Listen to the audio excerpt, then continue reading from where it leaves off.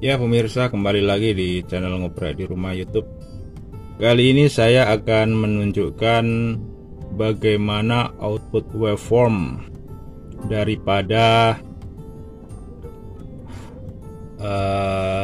pembangkit gelombang digital, yaitu AD9850 ya.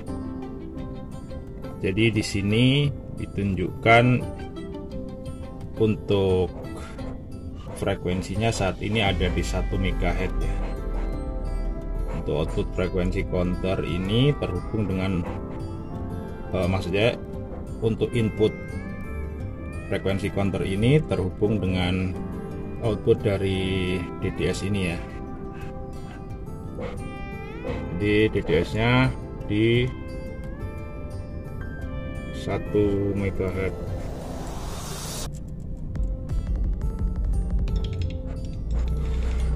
Dan yang terbaca adalah seperti ini.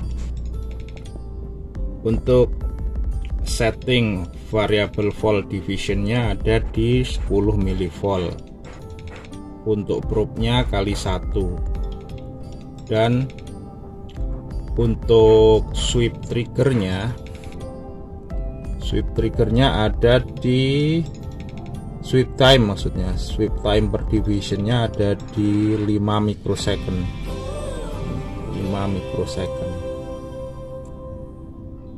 Untuk channel 1, kemudian untuk ininya AC ya, koplingnya AC. Ini juga source-nya dari channel 1, koplingnya AC, dan waveformnya seperti ini. Untuk memastikan ini, coba saya untuk outputnya saya putus ya. Untuk input maksudnya, untuk input dari osiloskop saya putus, hilang ya. Ini kalau saya connect lagi maka akan muncul lagi. Hal ini untuk membuktikan bahwa ini bukan false reading, karena mungkin sinyal lain dikarenakan probe saya bukan probe standar. Bisa kita lihat di sini, dari sekarang kita berada di 10 mV ya. Untuk skalanya berarti per kotak ini 10 mV. Jadi dengan demikian ini terbaca 20 mV peak to peak dari atas hingga ke bawah. Ini pada 1 MHz. Coba kita akan pindahkan ke 80 meter band, dan ini pada 80 meter band di 3,5 MHz. Bisa dibaca ya di sini 3,5 MHz. Pada skala ini berapa yang dibaca? Satu ini 10 mV, dan ini tidak sampai 10 mV ya. Jadi itu hanya sekitar 7 ya.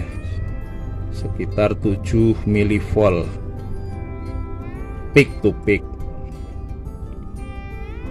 Kalau ingin membacanya lebih besar lagi, maka coba kita pindahkan di 5 mV. Nah, ini pada 5 mV terbaca berapa ini? Satu skala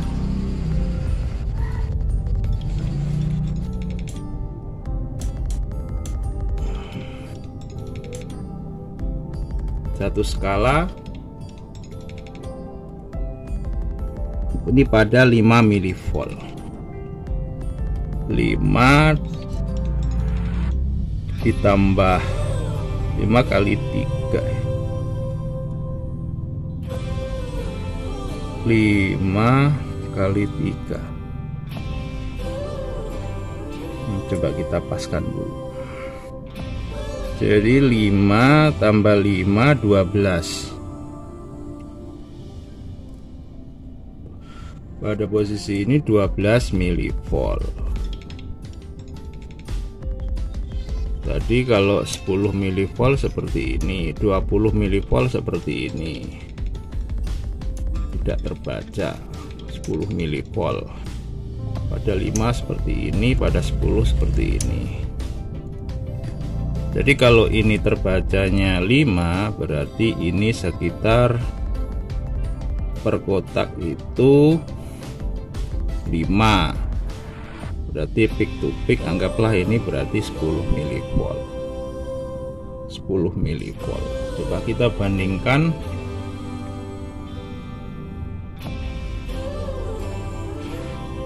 pada 7 MHz. 7 MHz seperti ini, lebih kecil lagi. 7 MHz seperti ini masih sinus ya. Sinusnya masih bisa dibilang sinus murni. Kemudian untuk ininya saya kecilkan lagi pada 2 mV. 2 mV, dia hanya terbaca pada 7 MHz itu kalau 2 satu kotak ya, berarti hanya sekitar 2 mV. 2 mV pada 7 MHz. Pada 40 meter coba. Ini pada 30 MHz.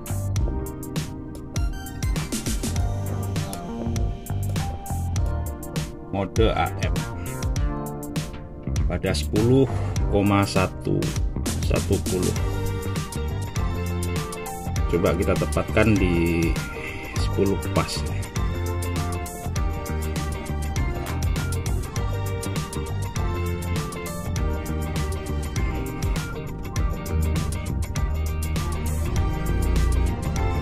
Pada 10 seperti ini nih. 10 pas hanya terbaca 2 mV kurang. Ini sekitar 1,8 mV peak to peak. Jadi benar ya bahwa output dari AD9850 itu akan semakin mengecil ketika frekuensinya semakin tinggi. Coba pada 14 MHz seperti ini, kecil lagi. Ini pada 21 MHz sudah mulai nggak kelihatan. Kita harus mainkan sweepnya ya. Sweepnya ini kita ini pakai uncalibrated ini, kecil sekali.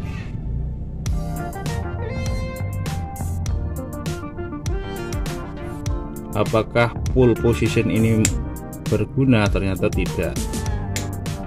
Jadi seperti ini kalau ininya, ini frekuensinya sudah nggak terbaca, dia masih terbaca hingga 15 MHz.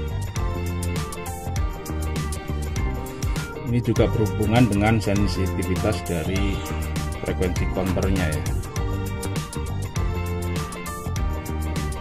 Ini pada 1 MHz tadi. Kalau pada posisi ini 2 mV, maka terbaca berapa ini 1 MHz ya. Sekali lagi 1 2 3 4 5, ini 10, ini 15 mV sekitar.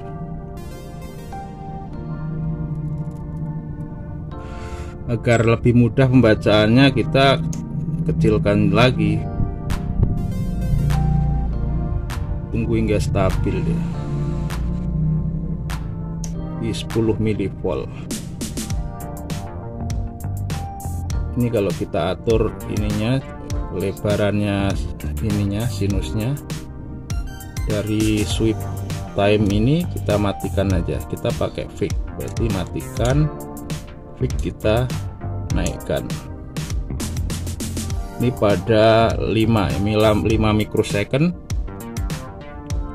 kemudian terbaca seperti ini.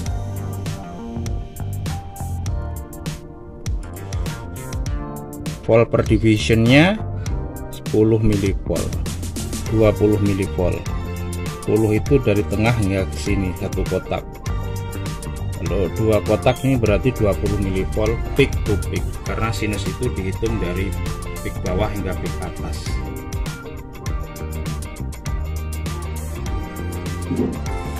Coba kita lihat di 7 MHz, tapi sebelumnya ke 3,5 dulu. Langsung 7 ini. Pada 7 MHz tidak terbaca, kita turunkan ke 5 mV. Kemudian untuk sweep time ke 2 mikrosecond. Seperti ini gambarnya. Kalau kita ingin baca voltnya, maka terbaca satu kotak 5 mV, dan ini hanya satu kotak, berarti ini 5 mV. 5 mV pada 7 MHz. Seperti ini. 7 MHz. Coba kalau 7 MHz itu adalah 5 mV, apakah pada 3,5 MHz akan terbaca dua kalinya? Kita pindahkan.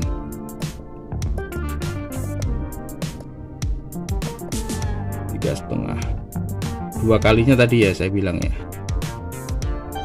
Ternyata lebih.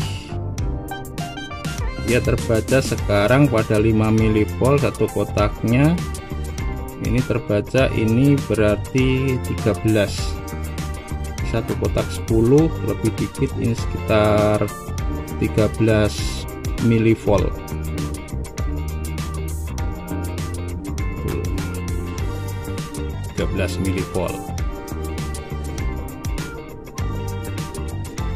Kemudian coba kalau pada 1 MHz berapa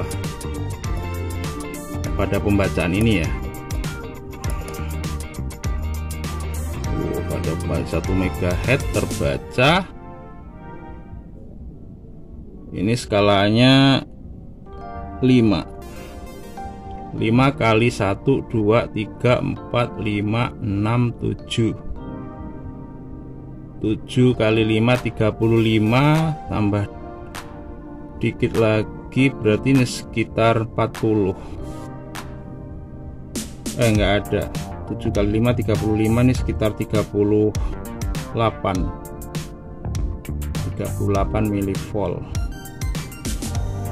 Kalau kita pindah ke 10 seperti ini, untuk ini kita rapatkan ya.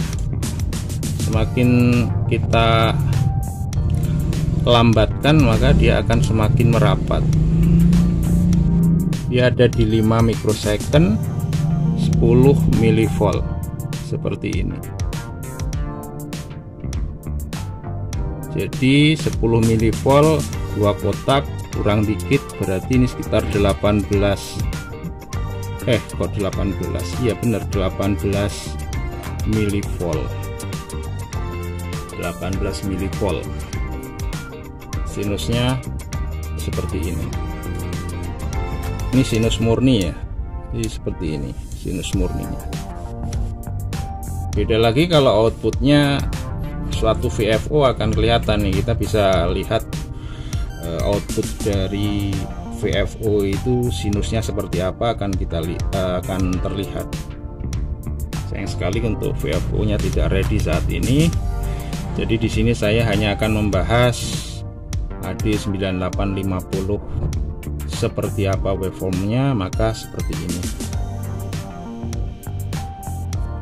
Yang sering digunakan untuk AD9850 itu kan hanya 3,5 MHz hingga 3,5 ya, untuk 80 meter band dan 40 meter band 7 MHz. Coba kita pindah ke 3,5 seperti ini. 3,5 saat ini harus saya kecilkan resolusinya pada 2 mV, 2 tambah 1 di 2 mV tambah 1 dikit berarti ini 2. Nah, semakin mengecil dan hilang. Ini inputnya, ini inputnya. Kali lagi 2 mV di 2 berarti 3 mV. Aneh, semakin mengecil tidak stabil.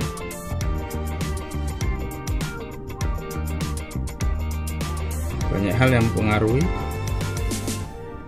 Ini sudah mulai tidak stabil. Coba apakah hal ini disebabkan oleh baterai? Saya menggunakan baterai saat ini ya untuk power supply-nya, dan mulai hilang. Coba kita coba lagi ya, tapi di DDS masih normal ya, dan outputnya itu normal. Apakah karena loading?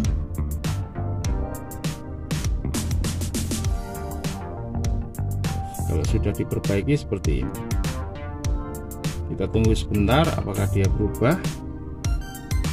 Ternyata koneksi daripada japitnya itu di input juga berpengaruh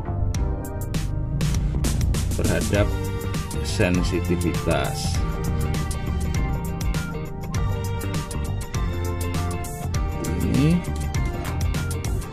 Ini pada 2 mikrosecond untuk sweep time, pada 2 mV baca 2 tambah 2 4 tambah 1 2 tambah 1 5. Ini 5 mV. 5 mV dibacanya kan dari kotak 3 kotak, 2 hingga setengah. 2 kotak, 2 kali 2 4 tambah 1 5. 3,5 MHz seperti ini. Jadi demikian pemirsa cara saya untuk melihat output dari DDS AD9850 dengan menggunakan controller LU5 DJV.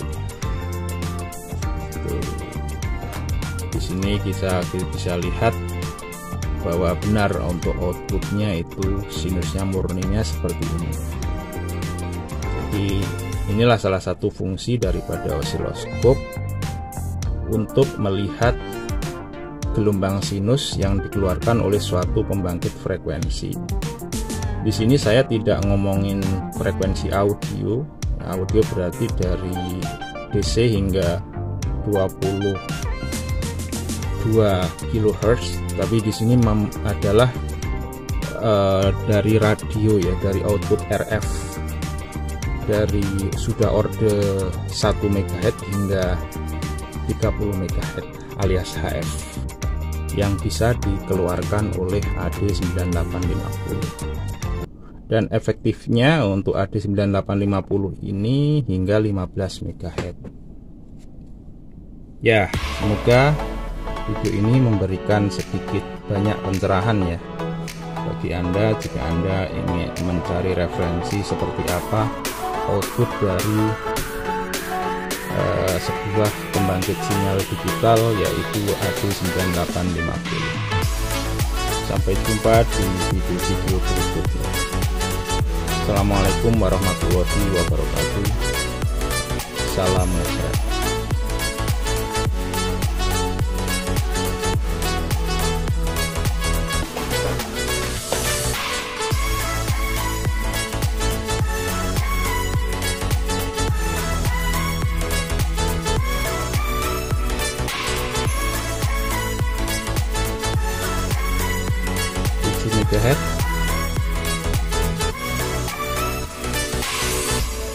terbaca 2 mili volt.